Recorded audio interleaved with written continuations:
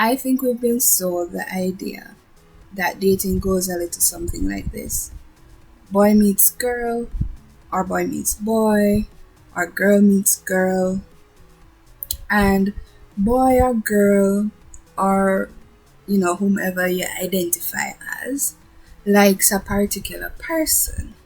And now, all of a sudden, because you guys like each other, you now go together, and that person isn't allowed to flirt with anybody else.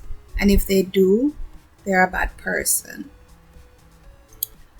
But I also think we're learning that with that approach, we are entering into toxic, obsessive, and possessive relationships.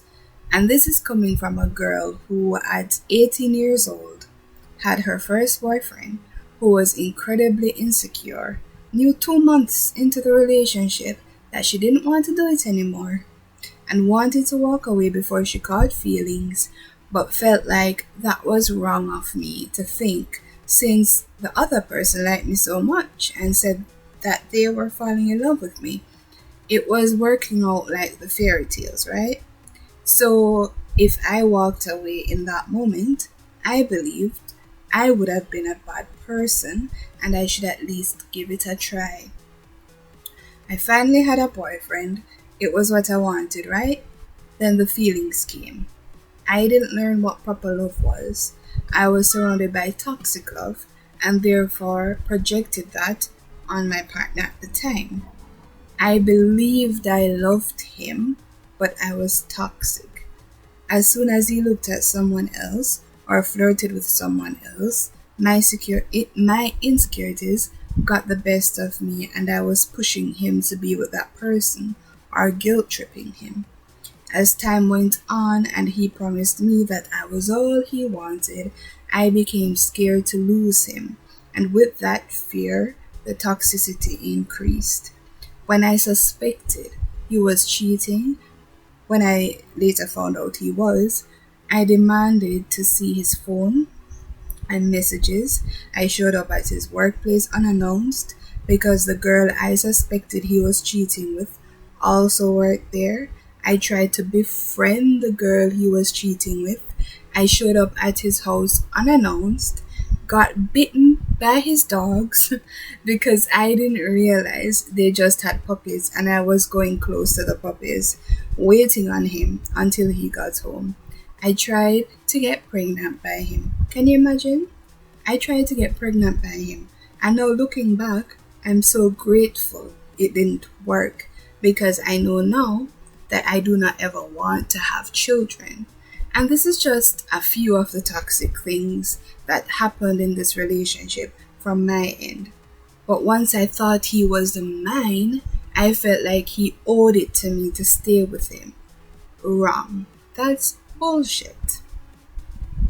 And even though my behavior slightly in other hookups afterwards changed, I still could not get over that possessive, obsessive bullshit. I'm still working through it now. I've even gotten attached to more recently to someone in the public eye who doesn't even know I exist and had a full blown relationship with them in my head. I knew I needed help. I just didn't know where to look or what I was looking for. I knew what I wanted in a relationship because personally I like my freedom, but I couldn't give that in a relationship and didn't think I deserved it in a relationship either. I'd put what I wanted aside and made the relationship about them. When they didn't reciprocate, I got mad. Here's what I've learned with the help of research and choosing to be single and celibate for the last 7 years. First of all, the reason we attach goes way deeper than just being attracted to someone or liking someone. We attach to people for different reasons. Maybe they remind us of ourselves, or on some subconscious level, they remind us of someone who has abused us or who we felt wronged by. On a subconscious level, We keep attaching to that familiar thing in an effort to fix that past wound that we've yet to heal. And the more we run from those things that need healing, the more toxic relationships we run the risk of continuing to engage in. A relationship with someone else needs to come with understanding your personal relationship with yourself. So here's my current opinion on dating. This isn't advice or suggestions unless you relate to it, and I may or may not elaborate on these points in a later video. I'm also still learning myself, so with time some of my views may change, or if they don't, I'll definitely learn things that could be added to these. 1.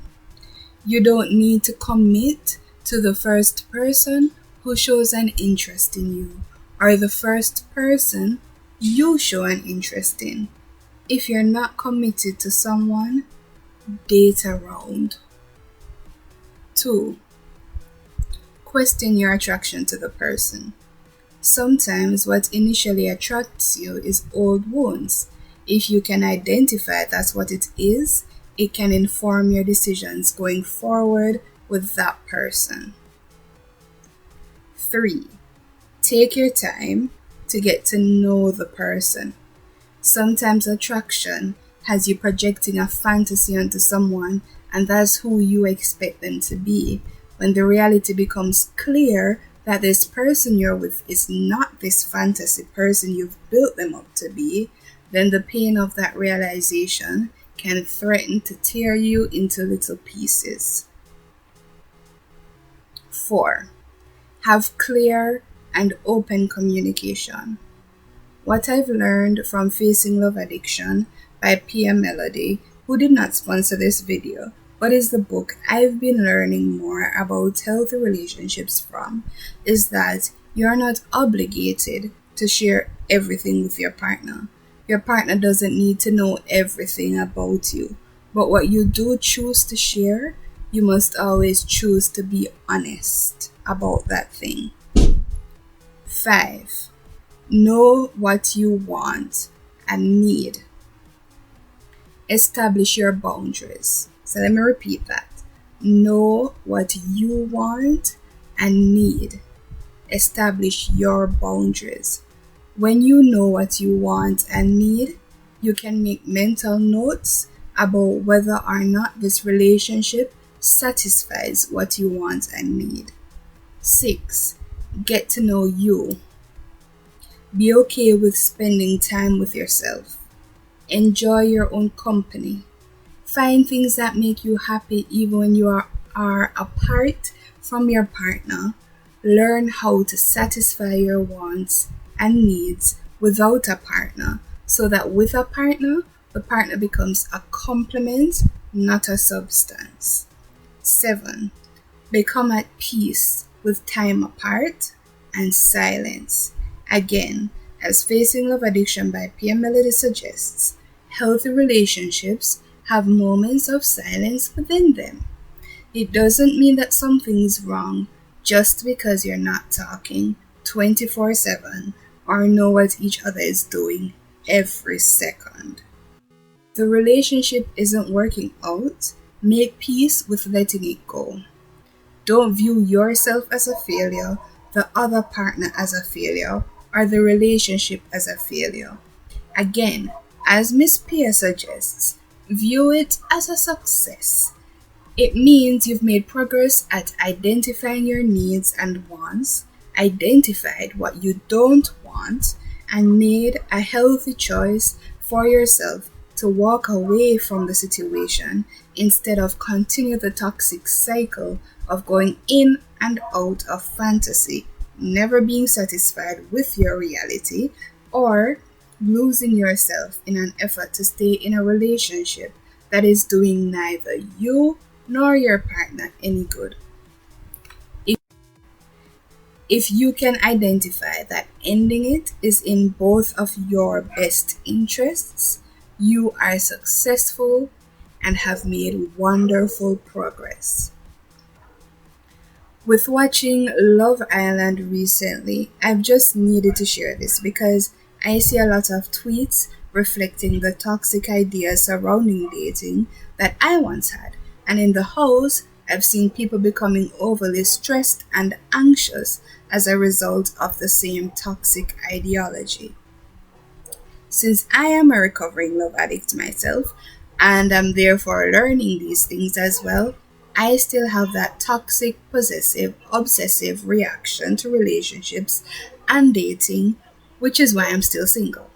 But I'd like to have healthier relationships and encourage others to have healthier relationships.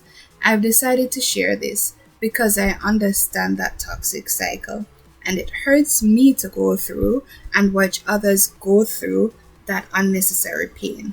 Well, necessary if it helps you learn the lessons. And that's that. Bye.